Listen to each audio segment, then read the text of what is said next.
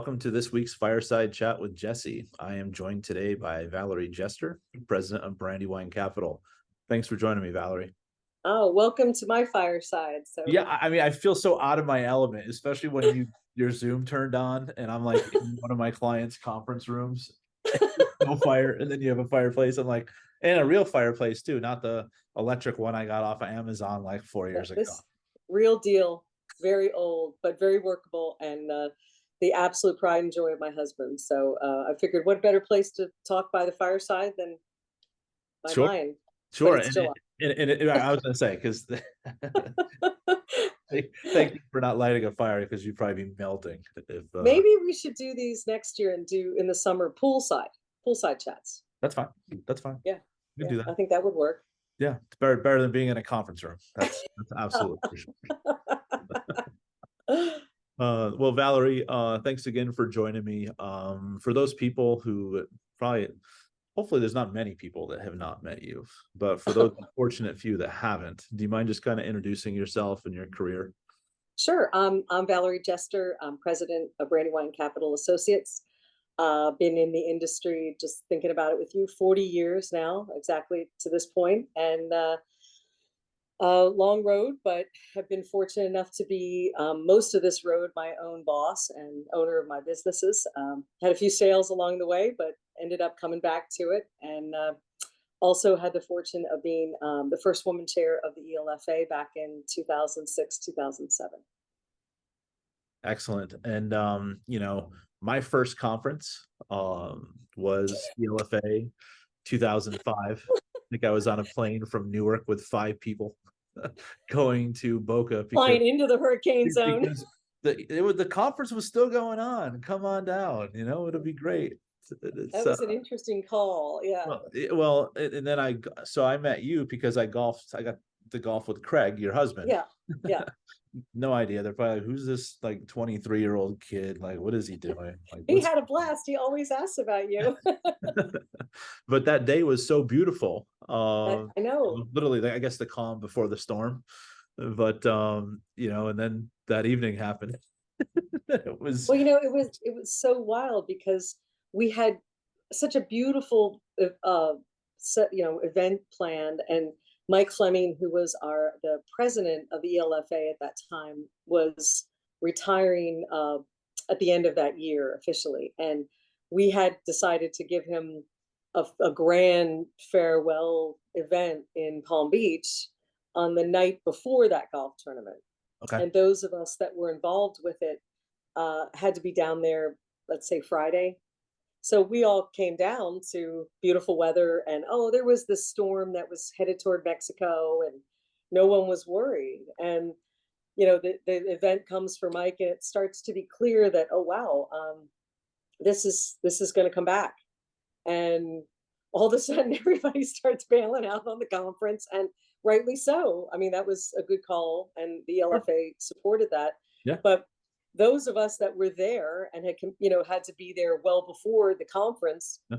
we were going nowhere fast, and it was one of the most interesting and fun times I've ever had, because you recall, I mean, we were interlodged in that hotel, and they had they kept a couple hundred staff people there with us.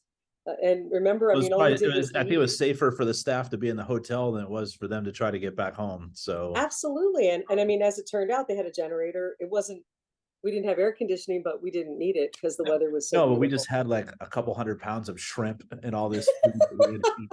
It's like, there's people fighting over gas, and we're sitting there like, how do we get rid of this? I know, it was amazing. And I remember people fighting over some of the rooms that were right above the kitchen then did have power because the generators were supplying the kitchen. And the women were like, can I come into your room and use my blow dryer? Because, none of that was available. And that picture in your mind, do you remember that in the hotel lobby of people just all charging their cell phones because that was the only place you could get power? But I felt so badly. It was Dennis Newman's chairs conference, and how hard he had worked on that event, and how exciting it is to give your chairman's speech. And sure, he was giving it to maybe 100 people, and it was a shame. But what were you going to do? Well, and that was my first ELFA event. And I wasn't really sure how, but even the night before all that happened, granted there wasn't that big crowd. Greg introduced me to you, and then you introduced me to, like, I think it was Clyde Cady and Bob Rinaldi. And Oh no. I'm still here. I'm still here. I'm still saying. But I just remember going around and being able to meet more people because I think that was more of an intimate setting. It was great. And it helped me out significantly. Well, it's not a bad introduction for your first. I found that my first convention, it was in San Antonio, Texas, in like 1998, was overwhelming. Sure. And you walk in, and at that time, the conventions were bigger than they are today, number of people wise, and it was just, you were just overwhelmed. It's too many people, and you're like, oh my gosh, I'm just one person. It was probably a great relief to you to get to know some, key people in a Sure. very intimate setting. And, it was, I will never forget it. I'm so glad that we survived it. And I can guarantee it gave me a whole new respect for category 3 storms. And I don't ever want to go through one again. Sure. I just remember, okay, how am I going to get back? I know. Well, Yes. remember, you couldn't get back. No, I was standing outside, and Paul Bent was able to rent a car, and he's like, "You need a ride?" I'm like, "Yeah, that'd be awesome. That'd be fantastic." Yeah, I just remember, I think, wasn't our speaker Stanley the Crystal? And it was a general. And and he was there already because he lived in Florida, and he had come over like the day before, because I guess, he just assumed, well, I'm going to speak, and they didn't tell him not to come. So Sure. he was hanging out with us while we rode out the storm, and he was fun because he wasn't afraid of anything. And he really had a very different perspective on fighting the elements. But that was us people that have been around a long time, that was an event that, you just add to your bag of experiences in the industry. And I really did have a good time. But I do remember when we finally got out of there and drove home. I mean, we drove to Orlando because we just got out of the zone. Yeah. And when we flew home, it kind of felt like you were coming out of a war zone. Yeah. All the trees were down, signs Yeah. were bent. Like, Yeah. it's like, what is going on? I know, and they weren't going to have power for a while, and I felt kind of guilty that we were going to go home and be okay. But Yeah. Yeah. Well, that was an interesting experience, but that was my yeah, introduction to you. yeah, So yeah. Well, it only got better from there, right? oh yeah, right. 18 years ago. I can't believe it's been 18 years. I know, I know, I know. So do you mind just kind of talking about Brandywine Capital? Sure. Yeah, we are a regionally based equipment finance company. We primarily focus on transactions that are in, I would say, like the Mid-Atlantic region. We don't do too much business outside of kind of that footprint. Most of that business is just generated from, I mean, we've been around for so long. We have some pretty loyal customers that we've been doing business with now for 20 plus years. In addition to that, we have a lot of local banks that refer us transactions. So we kind of sit as that nice small to lower end of the middle market lender that will do transactions. Right now, we're, believe it or not, rather busy because our banks in our area are trying to figure out what their next move is, and that always creates opportunity for us. So Sure. I mean, that's a good thing about this industry. As much as things shrink, there's going to be other people that are going to be busier. So yeah, it's interesting. I mean, I didn't see that piece of it coming, but we saw a lot of local banks enter the marketplace in the last 4 or 5 years, and they are making some pretty strong decisions right now about what they feel that they can stomach. And I makes you just realize that, unless you have a certain size, it's kind of hard to get through times like this when yields are maybe not as compromised as they have been, but portfolio performance is most certainly not what it was. And we all saw that coming, but it's all good till it's not. yeah, there's some times where you sit there and you see the profitability of the equipment finance side of even some of these smaller regional banks and everything, but it's harder for some of it to be liquid. So it's like, yeah, nope, doesn't matter what Yeah, those margins are, we're still going to get rid of it. It's kind of like this. I know, and I feel badly, but I mean, it does create opportunity for us. And the one good thing about having done this all these years is we've seen a lot of cycles. And 2000 2008 really sticks out in my mind. I don't think this is certainly not that bad at this moment, but it's definitely having folks maybe very proactively recalibrate their risk tolerance, which Sure. for some of these folks is about zero right now. So Well, I mean, and the majority of, I mean, not majority, there's a good amount of people who have only seen this industry on the upside. So I they know, I never know. experienced a blip. So, I welcome interest rate increases. It's nice to see, I mean, when I first started in the industry, interest rates were, 19, 20%. mm, So, I mean, I don't even know that the charts go up that high anymore, but that was a whole different time. And it's weird because capital was so tight, leasing specifically at that time was so in vogue because you had no choice. It's what you were gonna do. sure, So it was, although intuitively you think, oh wow, that's money's tight. When it's tight like that, it works for us even better, right? sure, So, sure. And as long as some people have the ability to be more creative than others, that always right. helps too. Well, back then there were things like investment tax credit. You could actually do some very interesting structures, and Yeah, yeah, yeah. I mean, I wasn't in the industry at that point in time, but people constantly say, I wish I could go back to that because it was more it was fun, fun. challenge.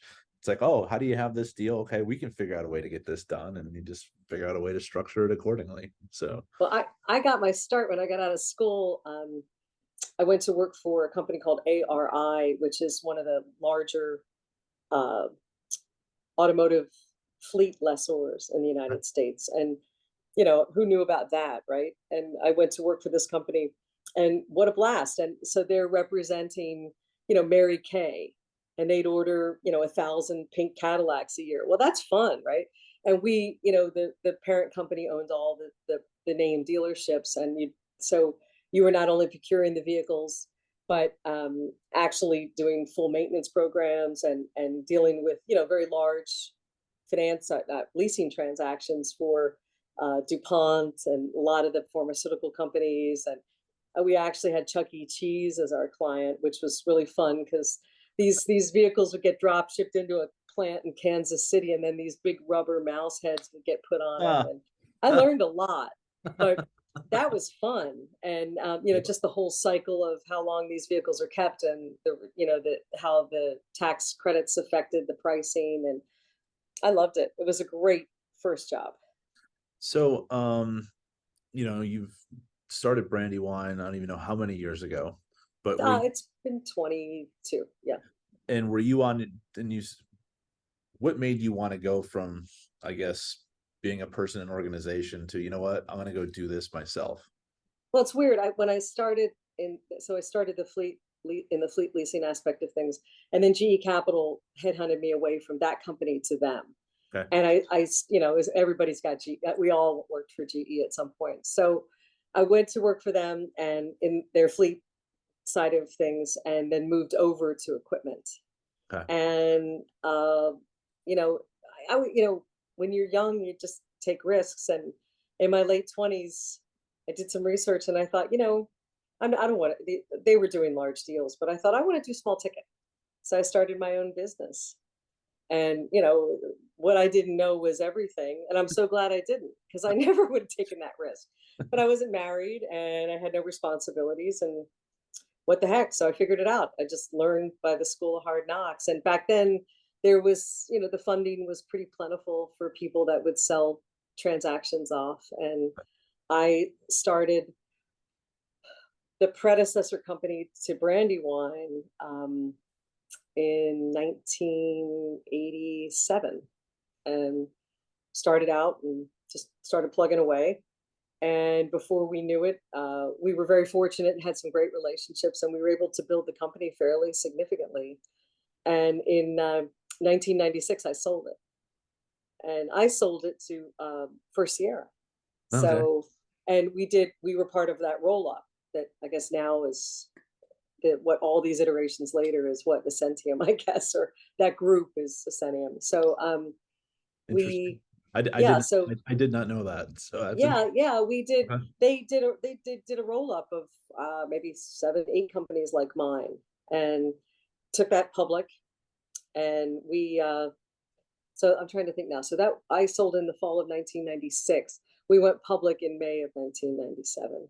It was Wow. fascinating to learn how to do that. Back then, that was different. You could do that stuff. And Sure. the story was a good one. Uh, conglomerating all these different personalities and people that had only worked for themselves was probably a little tougher challenge than folks were up for, but it worked. And I worked for that company for 4 years. And then when my contract was up, I had to sit for a year. And Okay. then I thought, this is all I know. I'm a one-trick pony. I'm going to go back, and so I started Brandywine. So that's how that all happened. It was just lack of options. Oh, come on. Come on. When I just know one thing, and so I just formed Brandywine, and we just continued forward, not in the same vein that we did before. It was Sure. it was corporate capital leasing. It was a very different. Okay. We did mostly business with third parties. So now we're all direct, but it was a hell of a ride, and we had a lot of fun. Yeah, I can only imagine, and I love the entrepreneurial spirit because it's like I can go do this, but I don't. You what was your comment? I didn't know enough to be afraid or Yeah, something. that's exactly right. I That's didn't know. I didn't know fantastic. what risk I was taking. I had no idea. I never would do that today. I'd be so scared.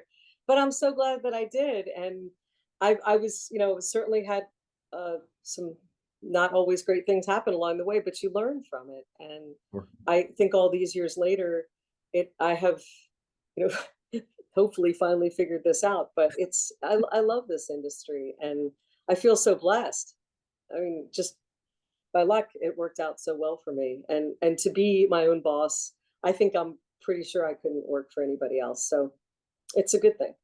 No, that's fantastic. I mean, I'm learning what it's like to be my own boss. Yeah. Kind of, I know enough, but I'm still figuring some of the things out, Valerie. I think the hardest thing in the years of doing what I've done was not the transactions. I think sometimes when you were on our side of the fence, just seeing some of the transactions that got done that were the ones that were the fraudulent ones that were so difficult to Mm. watch and so many people were involved in, and the losses that incurred. But I think by far the hardest is managing people. Sure. And that's the hardest part, the piece of that puzzle. And it never gets any easier, especially these days. Yeah, no, it's different work environments, remote, on site, different personalities. Uh, Yeah, yeah. And everybody you have to really understand and be willing to specialize and tailor and listen and roll with folks. And that sometime, I mean, back 20 years ago, that wasn't how we were thinking. It had to be a certain way. So I you sure. know it's been a great road. And the best part of the industry, though, too, is the people. I just love the people in this business. No, I It's mean, that's why, when I was coming out of OSG, there was an opportunity to go work for banking software. And then it was like, why do I want to leave equipment finance? Like, the people here are just so welcoming. Um, you know, I'm sure you ran across this several times, but you might lose a deal to somebody, and then you're still sitting down sharing stories or best practices, and it's just Yeah. just a solid networking. And I think the majority of my friends probably are either in the industry or came from this industry. So, Well, I really feel like when I think about it, and I think I always sort of did feel this way, is the pool is so big that I never felt that we were, wow, this person's a competitor. I always felt that we all had our place out there. And in the end, there was plenty of business to go around. And I always felt, supportive and not in any way predatory or anyone else toward me that way. It just never felt like that. And I think the support that I've received over the years, just making a phone call to somebody and talking, have always felt that everyone is very open to conversation and helping you if you request it. And that no, makes it unique, I think. same page. Other industries aren't like that for sure. But then I again, feel that way. but Yeah. then again, I'm a little biased because I think this is my only industry I've been in outside of a brief stint in retail when I graduated college. Well, me too. I mean, this has been my home, and I love it. And when the more I realize how blessed that I was, and to be able to watch our industry these last 40 years and all the dire predictions of, oh my gosh, there's no young people coming into this. It'll never survive. We can't possibly replace all these oldsters. And, just recently going to that Converge event Sure. and seeing all those young faces in the room. And I called a friend and I said, there's one thing I know for sure is no problem here. Yes, we attracted great talent. I always thought we would. It's a great place to be and work. Same page. Yeah. Same. And I do think there's those of us that are entrepreneurs, there's a place for us here. Yeah. Yep. Absolutely. And, I kind of wanted to go back to, you were the first chair of the ELFA. What was that? 2006? Oh, woman chair. Yeah. 2006. Woman chair. Yeah. First chair. I would be first chair. a little Yeah. older than me. First chair of the ELFA. Sorry Yeah. about that. What did that, what did that mean to you? It's funny. At the time, I really don't. I mean, I never viewed this that way. I always viewed it as uh, being involved with ELFA for me was a labor of love. Okay. And I had the great privilege of going on that board, serving a term, coming off, waiting a year, and then coming back as treasurer. And I had the chance to be treasurer for a fairly long period of time and then ascend the chairs. So I was on that board and on the executive committee for, oh my, let's see, 15 years. Oh, wow. So Okay. yeah, so that Okay. that was really fascinating because it gave me not only these incredibly deep relationships with some of the industry icons that you saw the other day at Converge, but just to be involved in such a well-managed organization and see us go through some of the major issues we did back in those years and being able to just not kind of dip in and dip out of it, but to see it all the way through Sure. was pretty unique. And by the time, by the time I became chairman, they probably made me chairman just to get rid of me because it had been so long. It's like, oh my gosh, what is she still doing here? Valerie But Jester still on here. What do we I do? know. What's her We got to to get out Peter of principle, move her up and get her out. But I think that for me it was a great accomplishment, and I think the reason why it occurred and it was me instead of somebody else was that I was able to allow myself to do it because I work for myself. So I was able to devote the capital, and there at that time it was a significant amount of capital to be chairman. You had to travel a lot of places, and I guess I never really thought about that, but I see Nagel at all these events, all the chairs in the past where it's like you need to be at certain things. And I guess if you work for a bigger bank, it's not hitting your, P&L. But if that's exactly right. if you're a sole proprietor, it's like, wait, I have to do what? No, I mean, there were certain companies, and I'm not even sure, that they haven't changed their minds, but they won't allow their people to be chair because, hey, they want them working for them. They want all of their thought process. And I was so blessed because I didn't have that conflict. Nobody had to say yes or no. I said yes or no. And it was good because I could really be all in, and I didn't mind making the financial commitment because I felt like it was the least I could do to give back to an organization that had done so much for me. Sure. So it was quite I think I'm so happy that Martha and Chris now have come along behind me, and we were overdue. There's no question about it. And being the first was a great honor. But in the end, I think because I was always really the only woman in the room, or one of very few women in the room at that time, I just always thought of myself just like this. It was just a band of brothers, it just felt that way to me. But all those years like working with like Debbie Monison, who's always been that was the name part of that things. was kind of the name that came to my mind. Was probably you and Debbie in the room. I can't. Those are yeah. Yep. Sitting next to each other, going, "Oh my gosh!"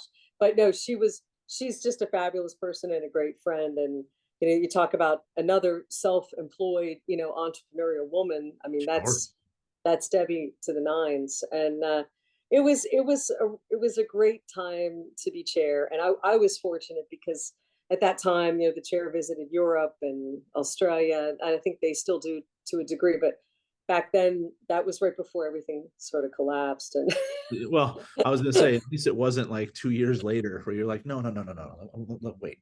yeah, it was very, very different. It was very, Yeah, very different. And sure. I got to make an appreciable contribution, I think, in a lot of ways. One of them was the emerging talent Okay. uh, group. We felt very strongly about that. And also, Mike Fleming retired at the time that I came into my chairmanship, and I had the chance to really work with Ken Benson, which was a great honor, and to, along with Paul Larkins and Dennis Newman at that time, and Bill Verhelli, really look at changing maybe the direction of ELFA, and what would be the correct way of looking at it, taking it up a notch. And we were going to try to have the industry have more of a public presence, more of a I wouldn't say name recognition, but of to be more known as, you know, we finance the supply chain, right? I mean, if it weren't for us, this economy wouldn't go. Was it And one that's point 1.8 trillion? yeah, and growing. Yeah. And and and I think that we really it was a really interesting opportunity to not only work with a guy like Ken, who comes from a very different place than we did, Sure. from being a congressman, but also, to think that way and to take the organization in that direction at the time. That was I mean, hey, I'm never going to have the chance to do that in my own business. And it was fun. And the people around me, the talent at, not only in the ELFA but on that board, it was a great time, and we had a lot of fun. And Sure. one thing that I love about ELFA probably the most is that when you serve on the board, they encourage and want your spouse to be involved. And it was a great opportunity to really get to know people, Sure. and to have your spouse be included in it. It made it that much more fun for me. So yeah, it was great. And I hope that in some way I was able to inspire some women to not only enter the industry, but to take this path. And um, I was real pleased the other night in the room to see so many women. It's a Well, different time now. that was going to be my next question. So, Yeah. I mean, I haven't been in the industry for the 40 years you have, but in the last, I want to say probably 10, there's almost been like definitely a shift, or especially at the ELFA annual, where maybe women are making up 25% of Yeah. the attendees. You're starting to see more and more of it, and Yeah. it's great. From a Monitor 100, when you look at the leaders of those organizations, I still think there's probably some work to be done there. There is. But things are going to happen. It takes time. And I think, like I said, it was so easy for me because I worked for myself. And if you look at the criterion for ELFA to become chair or to be on that board, there's certain criterion. It can't be just, you have to be head of a business unit. You have to, and that's women. You're right. They're still climbing that ladder. But I see a whole lot more now than I did even the years that I did it. And it's quite inspiring. And to hear Lisa Raptor talk at the Converge dinner about her favorite cover of the Monitor, which was the one with the women leaders. I thought I always felt that way too. So I was pleased to hear her single that out. I thought that was a nice shout out. No, that's perfect. And so, speaking of Converge, I got to see you there. Yeah, we had fun. Celebrating the 50th anniversary of the Monitor. I know. You know, what did it feel like to be nominated for an award? Ah, I just always feel unworthy. That's me. I mean, I think of trailblazers, and I mean that everybody in that room was a trailblazer. Everybody in that room is has got that entrepreneurial spirit. Everybody really makes this industry what it is. And I was very pleased to be recognized and incredibly honored. I was just blown away when that happened. But I appreciate it, and certainly there was a lot of work involved. So it's always nice to have that recognized. And Sure. I think when you look at the winners, there were just two women. So it was nice to be in that very elite group. I can tell you that. No, But it that's was a great night, and I loved hearing all the stories of. I forgot about fax machines and HP-12Cs and working 10 deals a day. And those of us that have been in the room a while, that's all what we could recall and remember. And it was a great walk down memory lane, and they were able to blend that quite nicely with what's going on in the industry that's, hot, new, and fresh. Sure. And then, from the general session that they had prior to that gala, what were your thoughts on kind of the overall flow of Converge?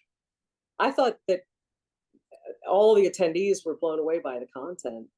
And, I didn't hear anyone say, sometimes you go to conferences and it's, well, I saw a lot of people and I enjoyed it. I think everyone thought that the content was first rate and very cutting edge. So that's not easy to achieve. No. I think I know, because I had contact with Lisa over this last year. She worked extremely hard to make that happen, she and her team. And I think it paid off. Yeah. There's definitely a lot of blood, sweat, and tears doing that. I mean, as someone who puts on smaller events than what that was, it's always nerve-wracking, right? Yeah. It's like, okay, people are giving me their time. People are flying in from wherever. They're coming Right. here to see what I put together. Yeah, and it has to be top notch or they're not coming back. And Right. I think she achieved her goal. And I think Philadelphia is a great town to have people in, especially, but it's a challenge always in June because there's a lot going on. But I think in the end, it turned out to be the perfect timing. So, but I was happy to be there. And I hadn't seen some of the folks there in 20, 25 years. It was great to see them and to Yeah. hear some stories. I mean, it was almost like I wish there was a little bit more time for networking. Yeah, I Because know. it was almost too much where you're trying to fit it in at one thing, but I nonetheless. hadn't heard Bill Stevenson crack so many jokes before, so it was good. I needed to hear that. It was good.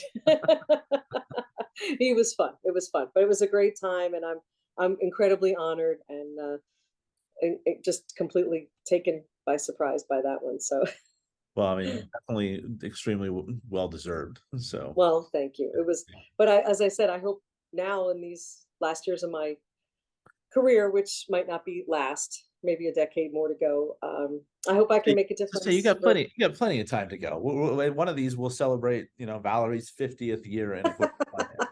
So in a poolside chat.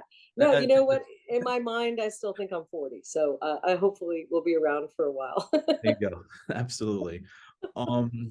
I do ask everyone who comes on here to give me a little fun fact about themselves.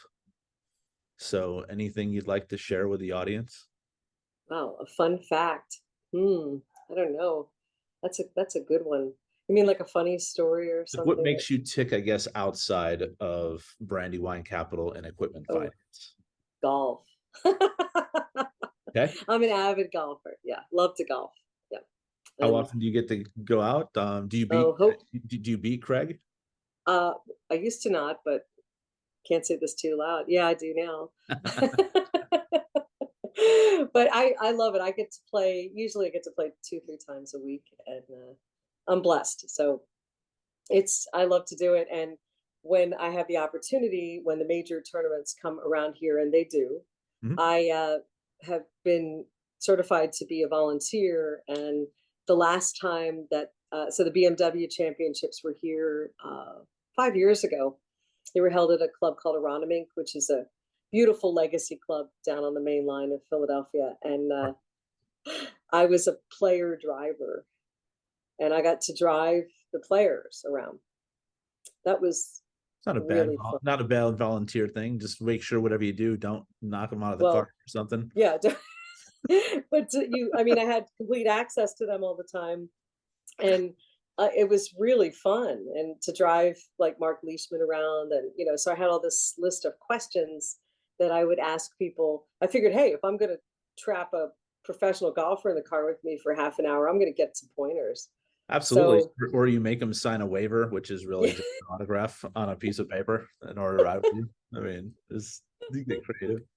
I learned a lot, but it was really fun. And like, come on, tell me, how do you really get out of the rough, and pin in, pin out, stuff like that. And I maximize my time as a driver, so I got to go pick up Tiger Woods' sweater at the house that he was staying at. And it was, that was a fun thing. I'd do that all the time if I could. That's awesome. That's awesome. I guess my last question I have for you is, someone watching this, that's just coming in to equipment finance, what words of advice would you have for he or she? I think that, you know, it's a great industry. Every different company that's involved in this has a different personality, a different way of doing business. There's a lot of ways to approach this. And if you're committed to it and it's what you want to do, then find the right fit. Find the right boss that's going to mentor you. And I think I keep coming back to the Converge event, but we had the wonderful opportunity to hear Nate discuss how much his relationship with Bill Verhelli meant and what a difference it made in his career. It was a phenomenal story. And I thought, there's something to that. It really means a great deal. And not to get so worried about the job. I mean, if you've got talent, there's any place you can work. Find the right fit. Sure. And when you find that fit, you know it. You can feel it, you know what it feels like. Don't be afraid to test out different situations, and don't be afraid if it feels right. So there's still an opportunity for entrepreneurs in this industry. And I would always tell people, if you want to go for it, do it. You'll never regret it. But there's so many, I just know so many people in this business that are phenomenal, managing people and teaching, to hook up with someone like that. It's an exponential type of growth that occurs. So. And typically when you reach out to those people, it can be a little intimidating, but they're very humble and they will give you the time. So, well, you found that out with the LFA. That's why you've got to early on in your career decide that you're going to make the commitment to the professional industry. The professional associations, to ELFA, to NEFA, to whatever you feel you can do. It's worth the investment. And from my perspective, it paid back a millionfold. And it seems like a big industry. It's, as you hear all the time, it's really quite small. Sure. And sure. Your reputation means a great deal, and your sincerity, your desire to want to be involved, people pick up on that and they want to include you. So don't be afraid. Don't be afraid to get involved. Look, you did, and then look what happened. Yeah. Yeah. You made a substantial contribution. If I can do it, other people. Yeah. You've made a substantial contribution. You've seen where the opportunities exist, and it's just really great to see you live it. Give it back. Give back. I'm trying. It's the industry that gave me basically everything I have today. Granted, there's a lot of hard work and blood, sweat, and tears that go into that. Yeah. But at the end of the day, it's okay. What can I do to help give back to, this industry that gave me the quality of life that I have today? That's how I feel, and still continues to this day to challenge me. Yeah. Yep. I love it. Well, excellent, Valerie. I really appreciate your time today. That was fun. Thank you. Look forward to seeing you. Hopefully, I'll send you over the information, but hopefully at the golf tournament. I appreciate it. Now that I know that you're a ringer, I don't know about that. I get a lot of strokes. I can take advantage of it. Hey, next time you're in Philadelphia, you need to play golf with me here at our club. So okay, that sounds great. Sit by a real fire. Okay. Yeah. You need a poster of a fire behind you. Well, yeah, I guess I could have put like a fake fireplace behind me, but seems better this way. Yeah. You got one fireplace. You're good. Yeah, exactly. Fireside and chat with Valerie instead of Jesse today. Perfect. I appreciate it. Thanks a lot. I had a great time. All right, likewise. We'll talk soon. Thank you. Okay, thanks.